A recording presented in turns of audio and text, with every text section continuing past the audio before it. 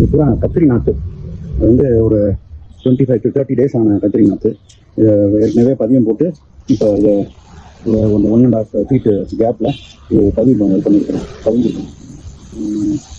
இதுக்கு இப்போ வந்து கொஞ்சோண்டு ஊட்டச்சத்து போட்டோம்னா இன்னும் கொஞ்சம் நல்லா இருக்குங்கிறதுனால ஒரு புழு உரம், ஒரு தூரத்தின் பக்கத்தில் புழு உரத்தை போட்டு மண்ணை தள்ளி விட்டா புழு உரம் போட்டிருக்கேன். போட்டதை அப்படி மண்ணை தள்ளி விட்ட வேண்டியது. அதே மாதிரி மண்ணை லேசாக கிளறி விட்டு மண்ணை தள்ளி விட்டோம்னா அது வந்து மண்ணை தள்ளி விட்டு தண்ணி விட்டோம்.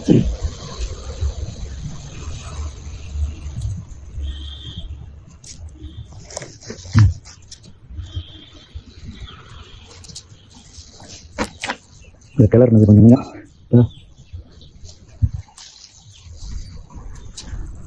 இந்த தூர்கிட்ட இன்னும் கொஞ்சம் அப்படி போட்டோம்னா இது புழு உரம் வந்து கொஞ்சம் நல்லா நேச்சுரல் ஃபர்டிலைசருங்கிறதுனால கெமிக்கல் போடாமல்